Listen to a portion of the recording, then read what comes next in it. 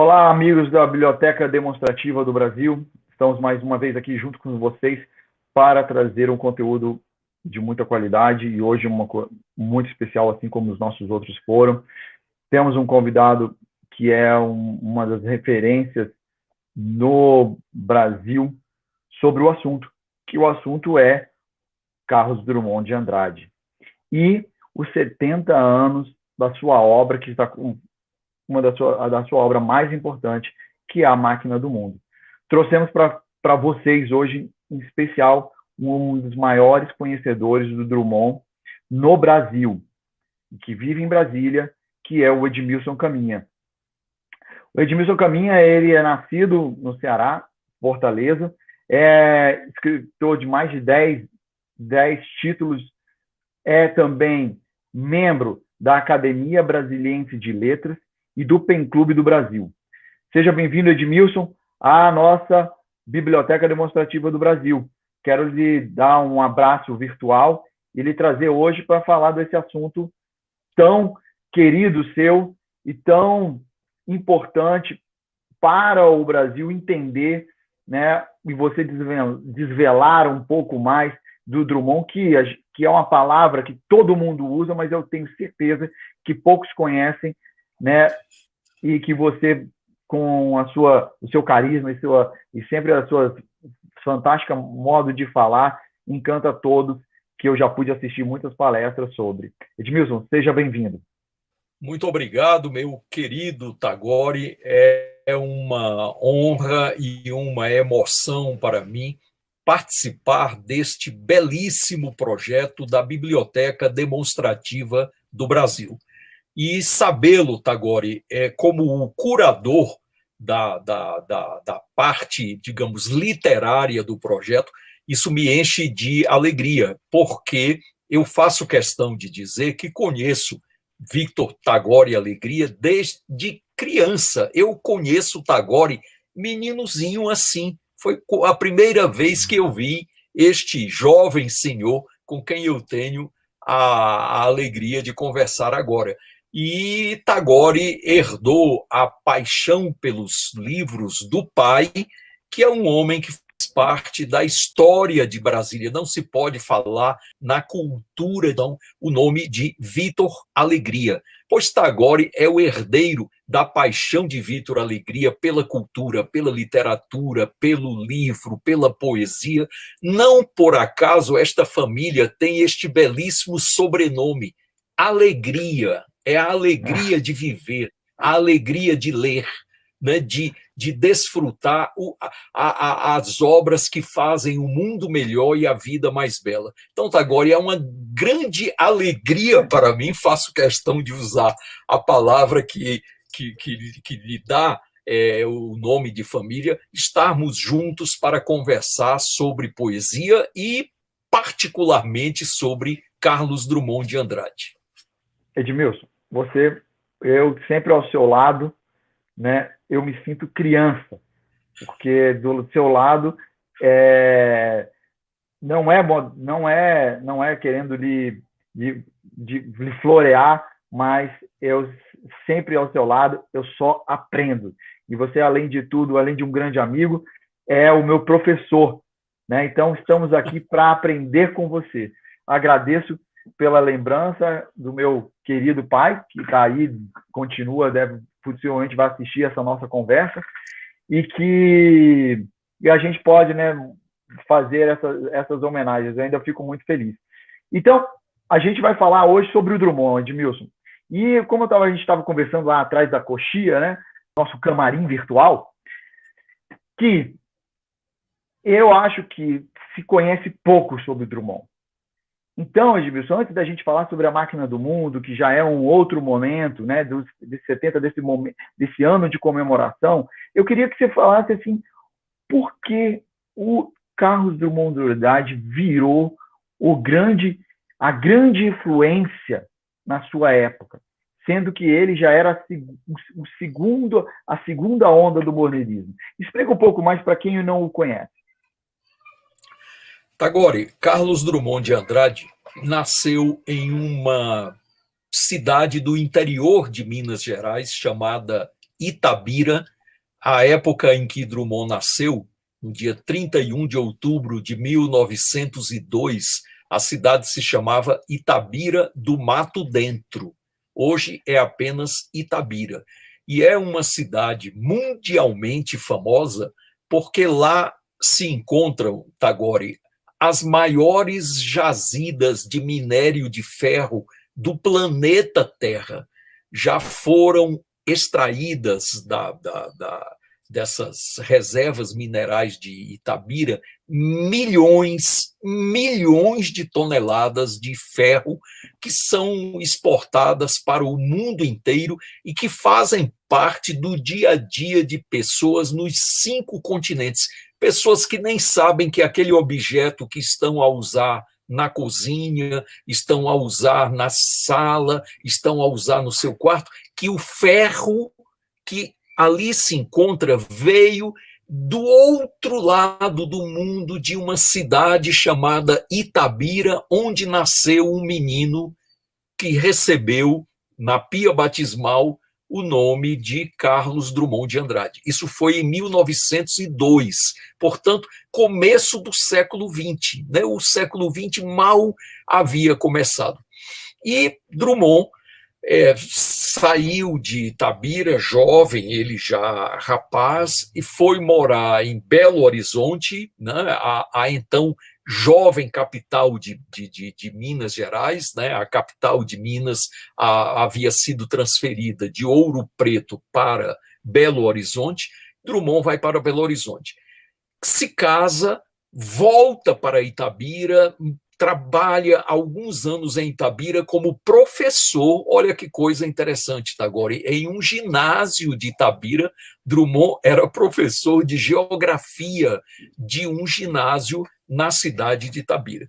Mas percebeu que ele precisava de ambientes maiores, né, para cumprir o seu destino de homem de letras, de poeta, de intelectual, e então vai para o Rio de Janeiro, onde mora mais de 50 anos. A maior parte da vida de Carlos Drummond de Andrade não foi em Minas Gerais, onde ele nasceu, mas à beira-mar, no Rio de Janeiro. Não por acaso, hoje sim, uma das atrações turísticas do Rio de Janeiro hoje é uma escultura de Carlos Drummond de Andrade sentado em um banco, de costas para o mar, portanto, de frente para a cidade, que fica em Copacabana, que era o bairro onde ele vivia e era o bairro onde ele trabalhava na sua máquina de escrever, né? Na época não havia computador. E Drummond, além de poeta, do altíssimo poeta que foi, Drummond exerceu também o jornalismo e, sobretudo, a crônica literária. Ele foi um dos grandes nomes da crônica literária no Brasil, ao lado de Fernando Sabino, Paulo Mendes Campos, Rubem Braga, Otto Lara Rezende, Raquel de Queiroz. Então, Drummond foi um dos grandes cronistas da literatura brasileira. Ele, a princípio, escrevia para um jornal chamado Correio da Manhã, e depois deixa o Correio da Manhã e vai para o Jornal do Brasil, portanto, 2 grandes títulos da imprensa brasileira. O Drummond era o cronista desse jornal. Daí, Tagore, vem essa preeminência a que você se refere. Quer dizer, o fato de Drummond ter se tornado uma figura pública, um homem cuja opinião era sempre ouvida, as pessoas queriam saber o que Drummond achava daquele acontecimento, daquele episódio. Isso se deve muito mais ao Drummond cronista do que ao Drummond poeta, porque o Drummond poeta era aquele homem mais reservado, aquele homem mais voltado para dentro de si mesmo, e o cronista não, o cronista é voltado para fora de si, porque o que é que o cronista faz? Ele é um repórter do cotidiano, ele escreve sobre as coisas do dia a dia. Então, daí vem, Tagore, essa importância de Drummond na geração a que ele pertenceu, que foi a segunda geração do modernismo brasileiro. Porque porque, como todos nós sabemos, o modernismo brasileiro oficialmente, é bom que se frise, começou no ano de 1922 com a célebre Semana de Arte Moderna. Por sinal, abra-se aqui um parêntese para lembrar e eu já adianto isso como sugestão para a nossa Biblioteca Demonstrativa do Brasil, lembrar que no próximo ano, 2022, nós teremos o centenário da Semana de Arte Moderna. Serão os 100 anos da Semana de Arte Moderna. Então, houve aquela primeira geração do modernismo brasileiro, com Mário de Andrade, Oswaldo de Andrade, Menotti del Picchia, então, além de artistas de outras áreas, como Villa-Lobos, na música, Anita Malfatti, na pintura. Então, depois dessa primeira onda do modernismo, veio a segunda onda, que foi exatamente em 1930, a partir de 1930. Então, Drummond faz parte dessa segunda onda do modernismo. E não por coincidência, o primeiro livro publicado por Carlos Drummond de Andrade, que tem um título muito modesto, um título, eu diria até muito humilde, se chama Alguma Poesia. Só isso, Alguma Poesia. Foi publicado em 1930, que é o ano que marca o início da segunda leva do modernismo brasileiro, né? Então, o Drummond, como escritor publicado em livro, nasce em 1930. Ele tinha 28 anos de idade. E interessante, Tagore, a estreia do Drummond em livro, claro, ele já escrevia bem antes, mas a estreia do Drummond em livro, de certa maneira, foi até tardia, porque o primeiro livro de Drummond ele só publica aos 28 anos. Há pessoas que começam a publicar livros muito mais jovens, há jovens de 20 anos de idade, 21, publicando livros, mesmo naquela época. O Drummond publica o seu primeiro livro em 1930, se chama Alguma Poesia. Edmilson, e é interessante, né, porque se você vai ver a obra dele, né, você tem prosa, né, e eu fiz aqui, claro, o meu dever de casa antes de poder sentar com você, e eu vi assim que, por exemplo, em prosa, ele só vai ter em 1944, né? E aí você fala que ele era influente por causa da crônica, mas era um apaixonado pela poesia. Sim, sim, claro. Isso, né? E ele, claro, por exemplo, por que ele não escreveu o primeiro como se fosse crônica? Por exemplo, lá Fernando Sabino, por exemplo. Tagore, é muito interessante essa observação que você faz. O Drummond, ele era, digamos, muito mais conhecido do grande público como cronista, como eu disse, do Jornal do Brasil, né, antes do Correio da Manhã, do que como poeta. E na entrevista que Drummond me concedeu, eu tive a honra e tive o privilégio de ser dos poucos jornalistas que entrevistaram Carlos Drummond de Andrade. E, por sinal, daí nasceu uma relação de amizade com Drummond que se prolongou até a morte dele em 1987, aos 85 anos de idade. Nós trocávamos cartas. Na época não havia computador, não havia e-mail, não havia WhatsApp, nem Instagram, nem Facebook. Na época, era você escrever a carta ou à mão ou na máquina de escrever, pôr no correio e estabelecer uma correspondência com alguém. Então, quando eu entrevistei Drummond, fui recebido na casa dele, com Ana Maria, minha mulher, que você tanto conhece. Nós fomos tão cavalheirescamente recebidos por Drummond na casa dele. O Drummond me fez uma confissão interessante. Quando eu toquei na crônica, onde ele se sentia mais à vontade, se era na crônica, se na poesia, o Drummond fez uma confissão interessante. Ele disse assim: olha, eu escrevo crônicas quase que por obrigação. Eu escrevo para reforçar a minha conta bancária no fim do mês. Ele diz: eu sou aposentado, eu sou um funcionário público aposentado. Então, eu escrevo crônicas porque os jornais me pagam. Eu ganho para escrever essas crônicas. Ele diz, mas o que eu sou mesmo é poeta. E até ele usa um termo muito jovial para um homem de 80 e tantos anos, né, que ele tinha na época. Ele diz uma coisa muito, muito interessante, muito bonita. Ele diz assim, o meu tesão mesmo é a poesia. Então, foi a confissão que eu ouvi de Carlos Drummond de Andrade. Ele, na realidade, se sentia muito mais poeta do que qualquer outra coisa. Mas a crônica, ele era bem sincero. Ele disse, olha, é uma maneira que eu tenho de reforçar as minhas finanças, porque eu sou pago pelos jornais para escrever crônicas, né? Então, na realidade, a grande vocação literária de Carlos Drummond de Andrade era a poesia. Drummond, ele era poeta da cabeça aos pés, ele era o poeta na sua inteireza humana, né? Na sua integridade literária. Não por acaso, ele é um dos grandes nomes. Agora, eu costumo dizer o seguinte, se eu afirmar que Drummond é um dos grandes poetas da literatura brasileira, eu estarei dizendo muito pouco. Se eu disser que Drummond é um dos grandes nomes da poesia em língua portuguesa, ainda será pouco. O Drummond foi um dos grandes nomes da poesia mundial no século XX. Se nós tivermos de fazer uma seleção dos grandes nomes da poesia do mundo no século XX, Carlos Drummond de Andrade estará entre eles. Agora, eu não sei se você percebe, Tagore, eu sempre evitei dizer Drummond é o poeta maior da literatura brasileira.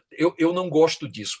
Até porque eu não sei com que régua se pode medir um poeta. Eu não sei qual seria a régua com que se poderia medir o tamanho de um poeta. Então, eu não gosto de dizer que Drummond é o poeta maior da literatura brasileira. Eu digo o seguinte, ele é um dos grandes poetas da literatura brasileira. E, graças a Deus, não há só Drummond em nossa literatura. Nós temos, Tagore, Manuel Bandeira, nós temos Vinícius de Moraes, Cecília Meirelles, Mário Quintana, todos eles são grandes. Então, graças a Deus, há Carlos Drummond de Andrade e outros tão grandes quanto ele. Então, esse negócio de dizer assim, a pessoa diz assim, Caminha, para você qual é o maior poeta da literatura? Não, isso parece coisa de concurso de Miss, saber daquelas moças qual é a mais bonita. Não, isso para mim não cabe na literatura. Eu acho que há entre os escritores aqueles que são realmente grandes, aqueles que se destacam, que se põem em um nível superior, e Drummond está entre eles, né? Então, para nós eu acho que é um privilégio ter em nossa literatura um nome como Carlos Drummond de Andrade. Muitas pessoas me perguntam, Tagore,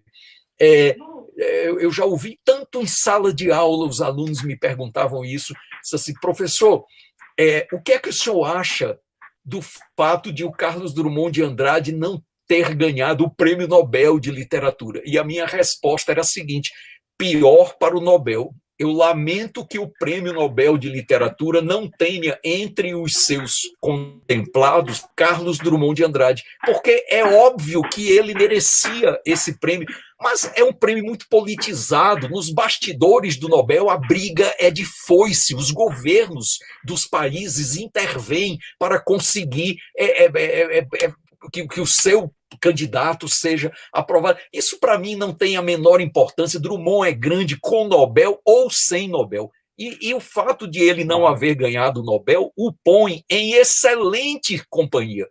São muitos que não ganharam o Nobel e que mereciam. James Joyce não ganhou o Prêmio Nobel de Literatura. Marcel Proust não ganhou o Nobel de Literatura. Guimarães Rosa não ganhou o Nobel de Literatura. Então, essas companhias são honrosas, né? O fato de Drummond não ter ganhado o Nobel, pior para o Nobel. Eu lamento que o Prêmio Nobel não tenha na sua galeria um homem com a grandeza humana e com a importância literária de Carlos Drummond de Andrade. Edmilson, e você falou uma coisa que eu acho que, dentre as várias aí, isso me toca muito, porque quando a gente vai falar de poesia, eu tive uma mesa que foi falando sobre o nosso amigo que você conheceu, e o nosso professor Cassiano Nunes, Cassiano né? Nunes, altíssimo poeta, altíssimo. Outro, né? E aí eu acho uma coisa muito interessante, porque eu gosto de divulgar o poeta, e uma das coisas que às vezes as pessoas precisam entender é que para entender o poeta, precisa lê-lo, mas também precisa se encantar e conhecer o homem, né? Porque o Drummond, ainda por cima, era um grande homem, né? E você falou uma coisa que eu olhei e achei interessante nas coisas dele. Ele morreu 12 dias depois da filha dele ter morrido. Isso é Exatamente. verdade? Verdade. O Drummond, ele casou-se com a dona Dolores, era a esposa de Carlos Drummond de Andrade. Eles geraram um primeiro filho, que morreu meia hora depois de nascido. O Drummond até, digamos, isso marcou muito o homem Carlos Drummond de Andrade. Ele tem poemas em que ele fala nesse filho que praticamente não houve, né, porque viveu apenas meia hora. E depois nasceu Maria Julieta, que se tornou filha única do casal. Maria Julieta, ela, além de uma mulher admirável, ela era também uma grande escritora. Ela herdou a vocação literária do pai e herdou o talento, ainda que Drummond dissesse, não reconhecesse, mas não reconhecesse em si, claro. Ela herdou o talento do Drummond para a crônica. Além que, embora Drummond se dissesse um cronista meio forçado, mas ele tinha um grande talento para a crônica, e Maria Julieta herdou o talento de Carlos Drummond de Andrade para a crônica. Ela era cronista do jornal O Globo, do Rio de Janeiro. Então, enquanto o Drummond pai escrevia para o Jornal do Brasil, Maria Julieta, filha, escrevia para o jornal O Globo. E em uma ocasião, Tagore, eu, na casa de Drummond, no Rio de Janeiro, Maria Julieta estava presente. Ela morou muitos anos em Buenos Aires, porque se casou com um grande intelectual argentino e estava, na época, de férias no Rio de Janeiro. E eu, conversando com Maria Julieta, eu disse a ela o seguinte, eu disse, Maria Julieta, eu gosto tanto das suas crônicas que eu diria o seguinte, você escreve tão bem quanto seu pai. E ela disse assim, muitíssimo obrigado pelo elogio. Já que você diz isso, eu vou lhe contar um segredo. E me disse algo que eu tenho a impressão de que ela deve ter revelado isso a muito poucas pessoas. Ela disse, olha, quando o meu pai adoeceu, eu escrevia as crônicas do meu pai e mandava para o Jornal do Brasil como se fosse ele. E quando eu adoeci, ela teve um câncer muito, muito sério, muito grave. Quando eu adoeci, meu pai escrevia as minhas crônicas e mandava para o jornal O Globo. E nunca recebemos reclamações, nem dos leitores do Jornal do Brasil, nem dos leitores do Globo. Sinal de que eles não perceberam essa jogada que nós fazíamos. Meu pai escrevia por mim e eu escrevia por ele. Então é a prova do que eu dissera. Ela me deu a prova de que eu estava certo, porque ela chegou a escrever crônicas com o nome do pai e ninguém percebeu isso. Então foi uma grande cronista, uma grande escritora, e Maria Julieta teve esse câncer, foi um câncer de seio, ela fez cirurgia, voltou a ter uma vida normal, mas 10 anos depois esse câncer voltou de uma maneira devastadora e Maria Julieta morre, então, no dia 5 de agosto de 1987. Maria Julieta morreu, Tagore, com 59 anos de idade. Ela não chegou a fazer 60 anos, a completar 60 anos.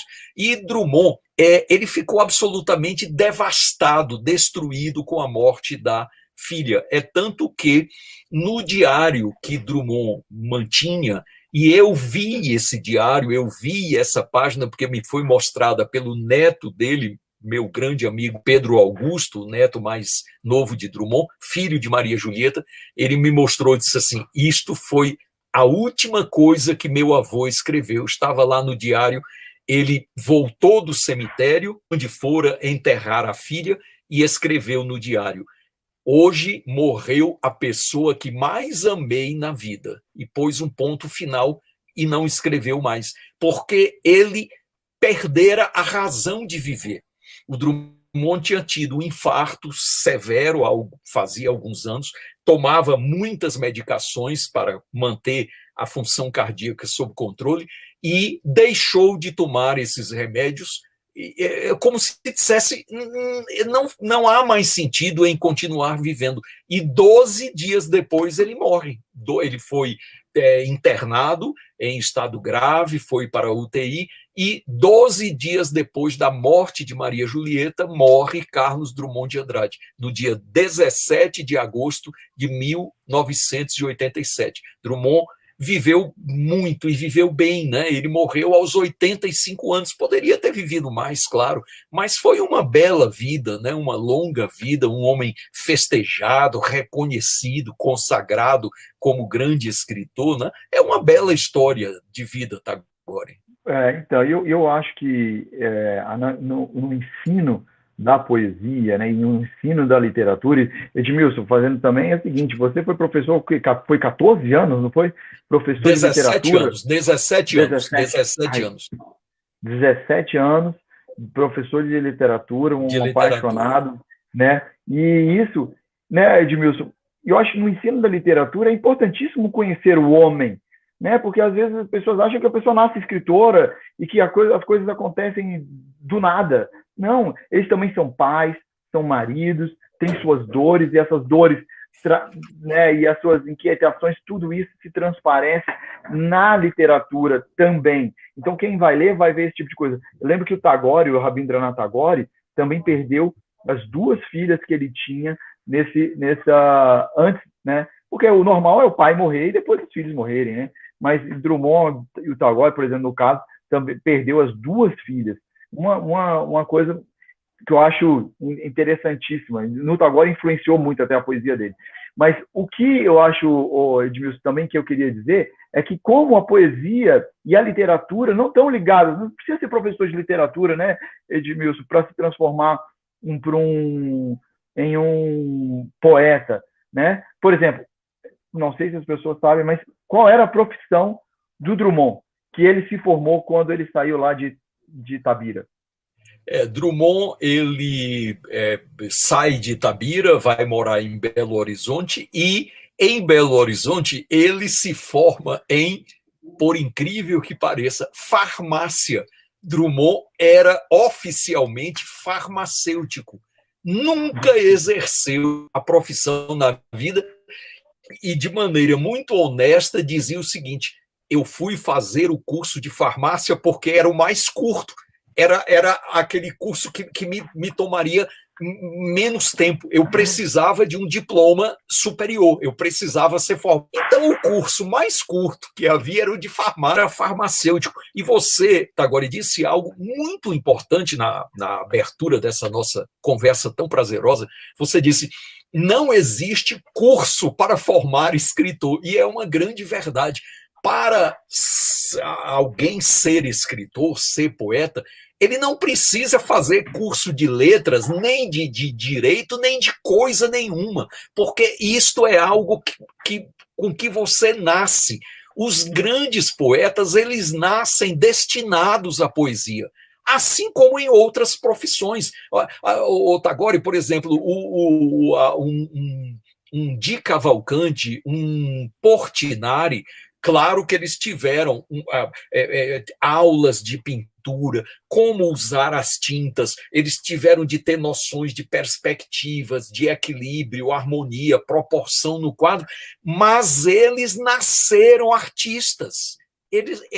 O destino deles era a pintura, assim como de Villa-Lobos era a música, assim como de Fernanda Montenegro era o teatro. Então, você não aprende isso na escola. Você nasce poeta, você nasce escritor, assim como há pessoas, o Tagore, você vê, por exemplo, alguém, e aí, no caso, eu poderia me dar como exemplo, eu não tenho a menor vocação, não tenho o menor talento musical, o que, aliás, é uma das grandes frustrações da minha vida, é não ser músico.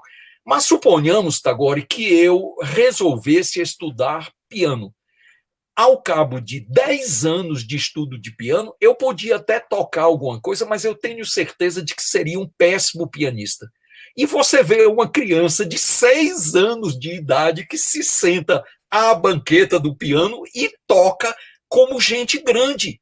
Ela tem 6 anos, ela nunca teve uma aula de piano, ela nasceu pianista, ela seria pianista nem que não quisesse, porque o destino dela é aquele. Então, o Drummond é um desses exemplos, né? Drummond fez farmácia porque ele dizia, eu preciso de um título superior para poder ganhar a vida, né? Para alguém poder, numa ficha, dizer assim, grau de instrução, aí ter lá, nível superior. Pronto, o que ele precisava era isso, mas o destino dele era a poesia, era a literatura. Então é muito interessante você chamar a atenção para esse aspecto, né? Ser poeta, ser artista, isso na realidade é algo com que você nasce. Eu sinto, a imagem que eu faço agora é como se Deus pusesse a mão sobre a cabeça daquela pessoa e dissesse, vai, Carlos, ser poeta na vida, ou então, vai, Portinari, ser o grande pintor que você será. Pronto, eu sinto algo assim de divino nessas vocações. Eu também acho, eu acho que e aí a gente teria até explicações esotéricas para isso, não é verdade? Isso, exato, talvez até mediúnicas, né? Verdade. E aí eu vou entrar no cerne do nosso bate-papo, que é a máquina do mundo. Né? Eu gostei muito que o Antônio Cícero abre um artigo dele, e eu achei muito interessante para entender o que era essa máquina do mundo, porque eu vou ser sincero, acabei não tendo a oportunidade de achar o livro, não consegui achar o livro, Edmilson. Tentei pegar para a nossa conversa, não achei, e aí comecei a procurar na internet, ver se eu conseguia baixar, etc. E ele começa com um pequeno versinho que é assim: tendo aberto o universo, o homem moderno não consente regressar a um mundo fechado.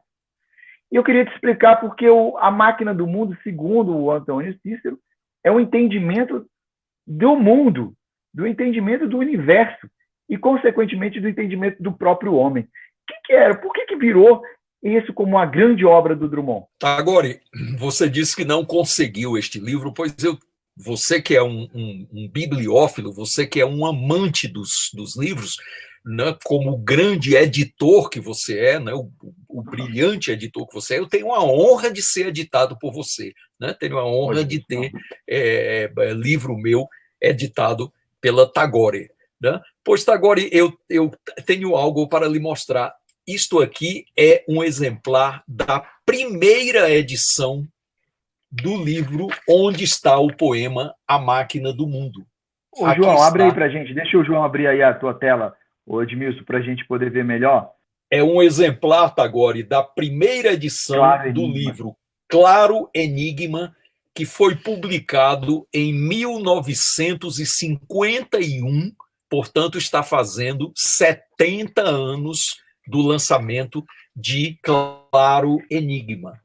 E neste livro, Tagore, no Claro Enigma, há um poema que se chama A Máquina do Mundo. É o penúltimo poema do volume. O penúltimo poema se chama A Máquina do Mundo. Aqui está o começo dele. Né? Neste poema, Tagore, abrindo já um parêntese, deixe-me dizer o seguinte: na passagem do ano 2000 para 2001, que foi exatamente a passagem do século XX para o século XXI. Há muitas pessoas que acham que o século XX começou no ano 2000. Não foi no ano 2000.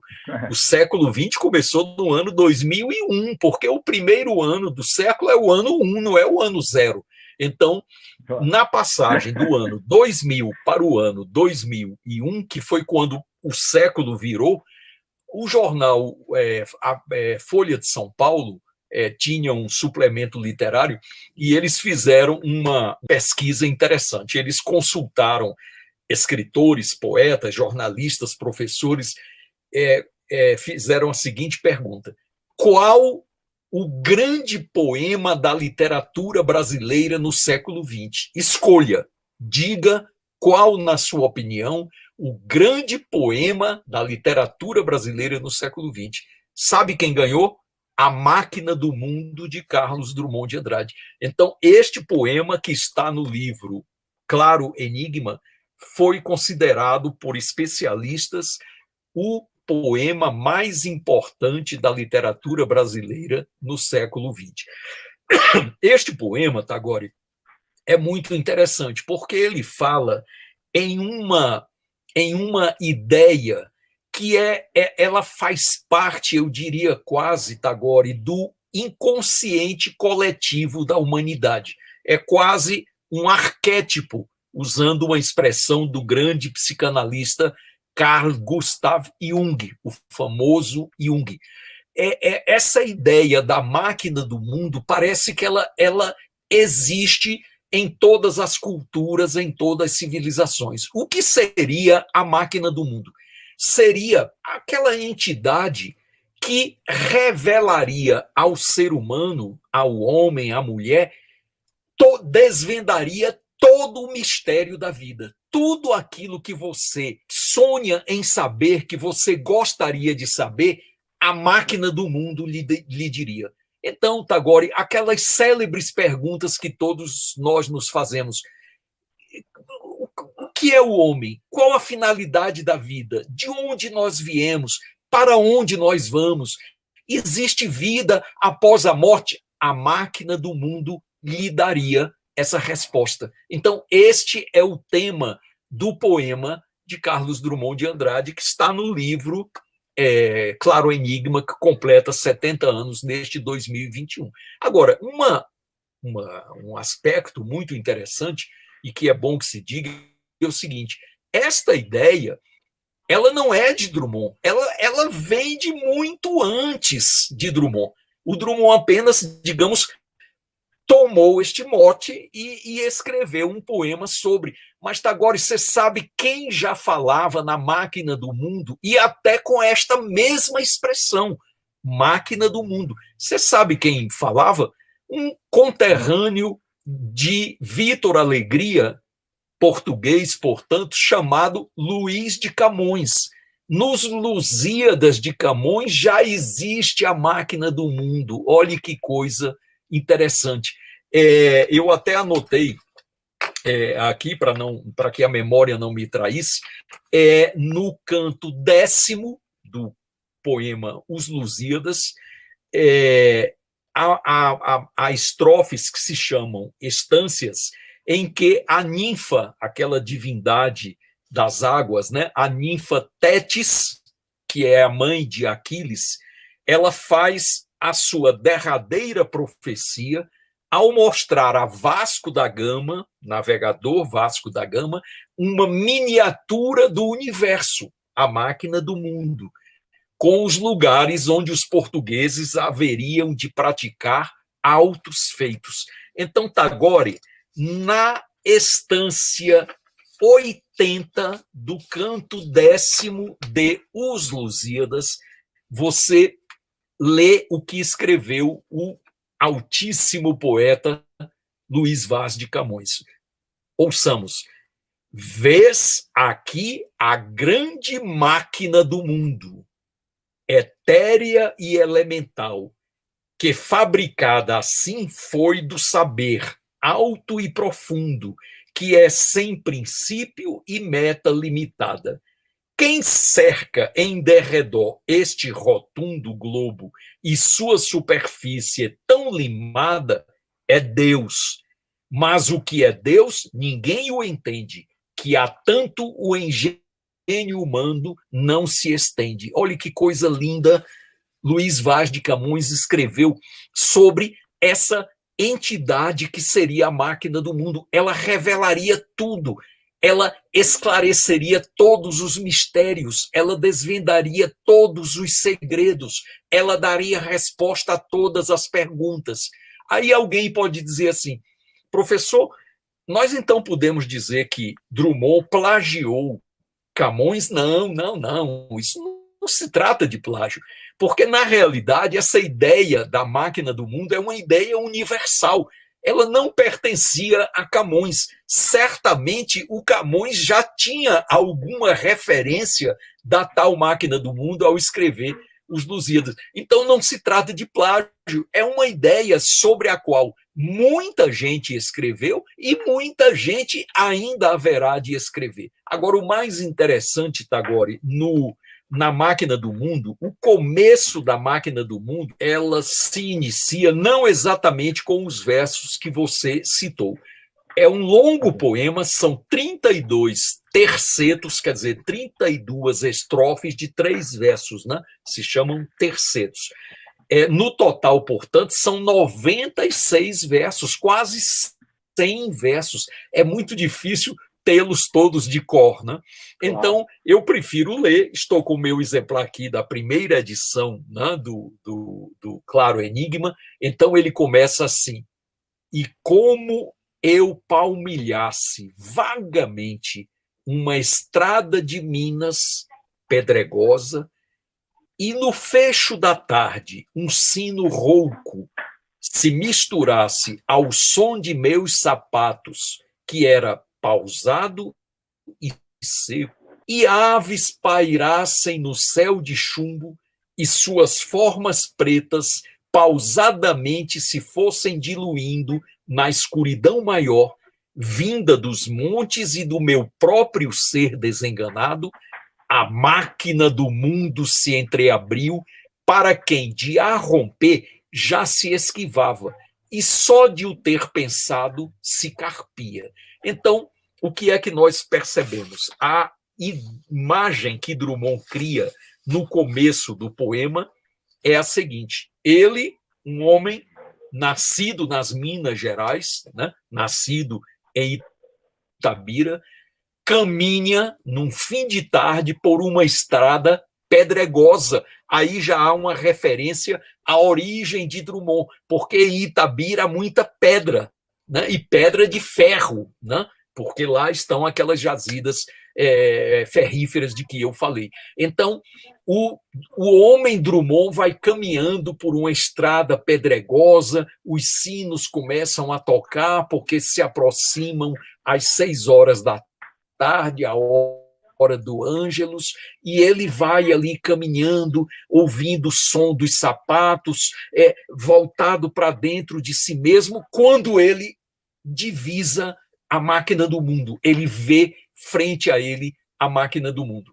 E aquela máquina do mundo, Tagore, o que é que vai propor ao homem Carlos Drummond de Andrade? Vai dizer o seguinte: eu responderei a todas as perguntas que você quiser.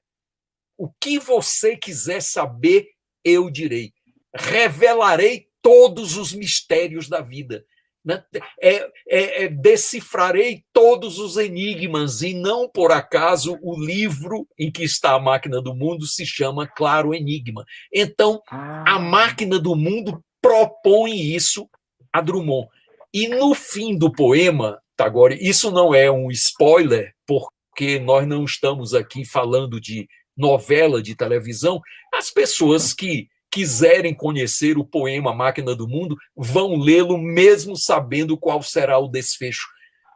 O homem Carlos Drummond de Andrade, em frente à máquina do mundo, tendo a oportunidade de saber a solução de todos os mistérios, ele não quer. Ele simplesmente diz assim: não, eu não quero saber de nada. Por quê? Porque a vida não teria beleza sem o mistério. O mistério é que nos faz ter a vontade de viver. Você saber tudo de antemão. Você já imaginou, Tagore, se nós, seres humanos, soubéssemos na infância o dia e a hora da nossa morte? A vida perderia o sentido.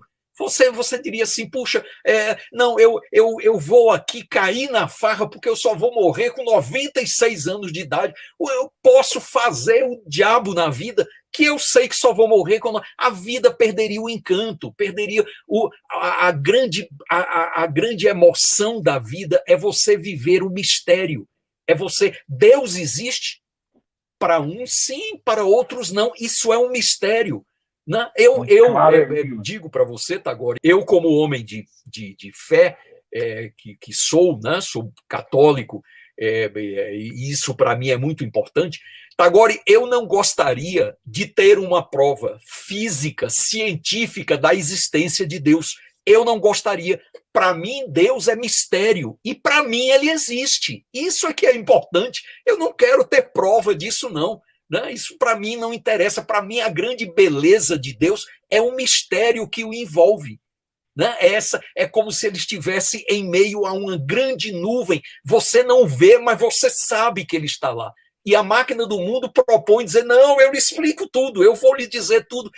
Isso não teria graça. Então, a máquina do mundo de Drummond termina assim, ele se virando as costas e dizendo, não, muito obrigado, eu não quero saber nada. Posso ler os últimos dois versinhos? Claro que sim, por favor. Tá a treva mais estrita já pousara sobre a estrada de Minas, pedregosa, e a máquina do mundo, repelida, se foi miudamente recompondo, enquanto eu, avaliando o que perdera, seguia vagaroso de mão pensa. Exatamente. Então, é belíssimo esse poema, porque mostra o que o Drummond quer dizer é isso. O bom da vida são os enigmas, são os mistérios, são as perguntas sem resposta. Porque na hora que você soubesse de tudo, a vida perderia a graça. Né? O bom é nós vivermos no mistério. Agora, o interessante, Tagore, este poema, A Máquina do Mundo, foi publicado em 1951 em livro. Né? Foi publicado no Claro Enigma em 1951. Eu suponho que Drummond tenha escrito este poema talvez 1949, 1948, vamos supor, 49, 2 anos antes da publicação do livro. E olha que coisa interessante, Tagore, um grande escritor e grande poeta argentino, tão grande quanto Drummond, chamado Jorge Luis Borges. Então, o Borges, como nós o chamamos em português, em 1949, publica um conto, não é um poema, é um conto, chamado O Aleph. Aleph, como nós sabemos, é o nome da letra A em línguas antigas, né? É o Aleph, é o A, é a letra A, é o começo de tudo, né? É o A, o Aleph. Então, o Borges, ele publica um conto, uma história chamada O Aleph. E o que é o Aleph? É a máquina do mundo. É uma esfera pequena, brilhante, como se fosse de aço polido, que se apresenta a uma pessoa exatamente com a mesma proposta. Todo o conhecimento da vida está aqui, está dentro de mim. Então, o Aleph é a máquina. E o interessante é o seguinte, Borges escreveu essa história da máquina do mundo talvez no mesmo ano em que o Drummond escrevia o poema sobre o mesmo tema. Olhe que coisa interessante. Agora, há uma diferença entre a máquina do mundo do Borges e a máquina do mundo de Drummond. É que no Aleph do Borges, a máquina do mundo ela existe materialmente, ela é uma esfera, é como se fosse uma esfera de aço polido. E a máquina do mundo do Drummond, assim como a do Camões, é apenas uma ideia. O Drummond ele não descreve a máquina do mundo. No poema, nos 96 versos do poema, ele não diz assim, a máquina do mundo parecia um monstro de ferro. Não, ele não descreve. Então, a máquina do mundo é muito mais uma ideia do que propriamente uma forma. Então, olha que coisa interessante. Você tem a máquina do mundo em Luís Vaz de Camões, você tem a máquina do mundo em Jorge Luis Borges, você tem a máquina do mundo em Carlos Drummond de Andrade e em muitos outros escritores. Né? Então, esse poema é um poema gigantesco, né? Se o Drummond não tivesse escrito mais nada na vida dele, só A Máquina do Mundo já faria de Drummond um grande poeta. Fantástico, Edmilson. E você estava falando, e é interessante, né? Porque eu vejo que às vezes as pessoas, a gente já está chegando aqui nos nossos 8 minutos finais, Edmilson. Olha como é que o tempo voa quando a gente fala sobre Olha esses como o assuntos. tempo voa. Né? E aí o que eu acho uma coisa interessante é que como é importante a leitura disso, até para aqueles escritores que querem trazer ideias, como beber nesses grandes escritores é uma coisa importante, né? E como trabalhar isso dentro, por exemplo, Edmilson. Eu, infelizmente, não tive um Edmilson como meu professor, e eu, na literatura, na escola, quase não estudei Drummond. Eu sabia vagamente, e aí, claro, obviamente, tendo contato com os escritores, etc., tive a curiosidade, obviamente, fui ler Drummond. Então, o que acontece? Essa é um bate-papo que é para trazer, só para ver com a quantidade, isso que está falando de um poema, que é o grande poema, mas o quanto eu vejo que as pessoas podem se inspirar nisso, né? Olha que fantástico que você falou assim, por quê? Dizem, né, que saber o futuro é uma das piores coisas que podem acontecer com o homem. Né? As cartomantes dizem, você tem certeza que você quer saber do futuro? Eu gosto. Mas você vai ser amaldiçoado. Porque aquela pessoa que acha que conhece o futuro acaba transformando o seu futuro pelo aquilo que acha. E olha que fantástico. Quem lesse, quantos escritores só com a máquina no mundo poderiam criar as suas próprias histórias para conhecer um pedacinho do Drummond. Né? E quanto eu acho que esse tipo de conversa que a gente está batendo aqui é importante para inspirar, para trazer um norte. E como nós não conhecemos a nossa literatura, como, né, você que está assistindo aí, o Edmilson deu um monte de referências, vá atrás, vá conhecer, tenha curiosidade de conhecer a literatura da sua língua, e da sua língua, do nosso português, vivendo, só para você ver, eu acho muito interessante, Edmilson, que grandes poetas falam da sua cidade, falam de Minas, falam do seu lugar, né? E como falar do seu lugar passa a ser uma coisa universal. Claro, claro. E Tagore, aí, eu vou abrir esses últimos 5 minutos para você falar, dar sua mensagem aí, né, para saber onde a gente pode te encontrar e você mandar essa mensagem para o pessoal que gosta de Camões, ou gosta de Drummond, gosta do Camões, gosta do Borges, e aí dê a sua mensagem para os leitores, né? Para onde que eles devem procurar. Tagore, você tocou agora em um ponto crucial. Tagore, se você me perguntasse o seguinte, Caminha, qual é a mensagem que você deixaria para as crianças que nos veem neste momento, para os jovens que nos veem neste momento? Tagore, eu resumiria em uma única palavra: leiam. E repetiria: leiam, leiam, leiam. É o melhor que um ser humano pode fazer na vida. O grande escritor italiano Umberto Eco dizia o seguinte: quem não lê vive apenas uma vida.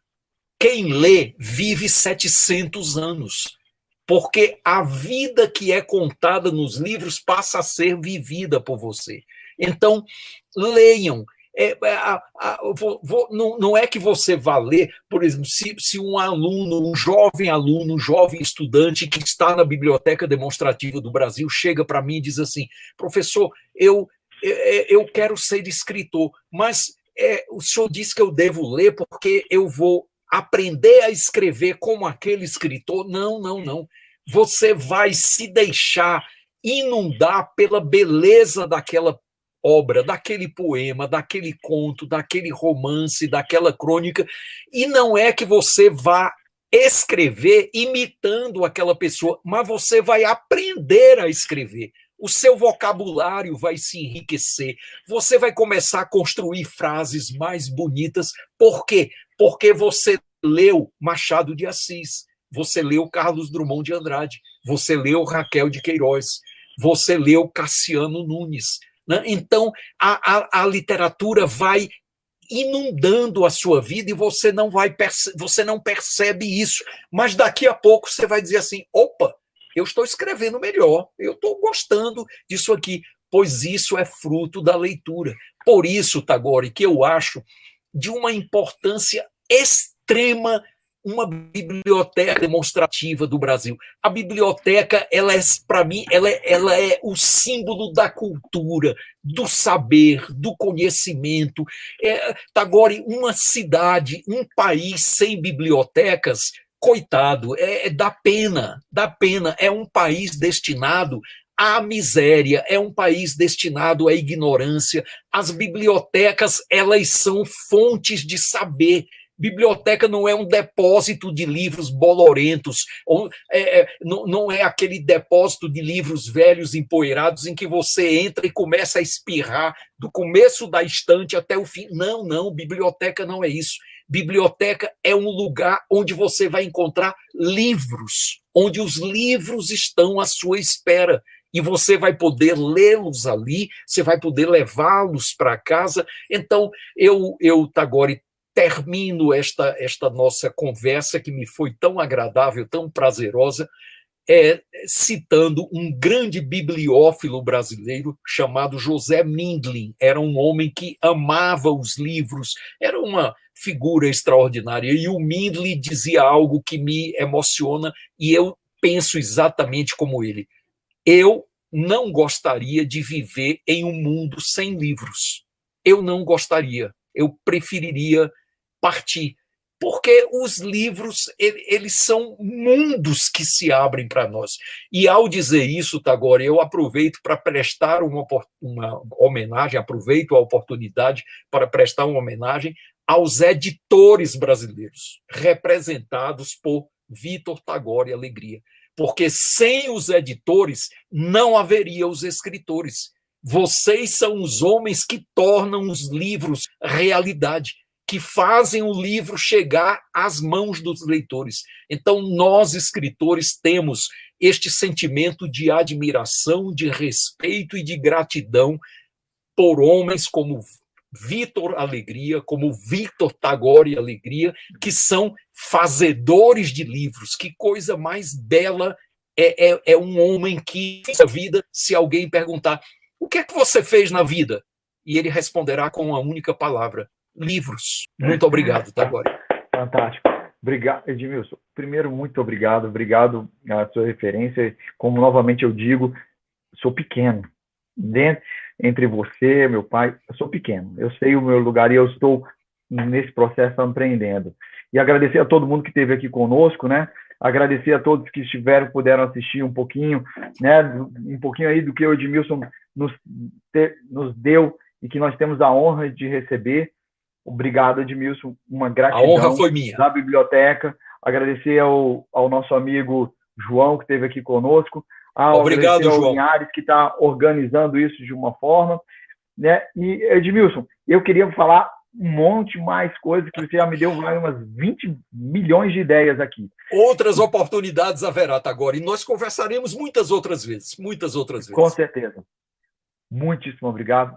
Gratidão a todos Muito que obrigado. assistiram. E leiam. Um grande abraço a todos.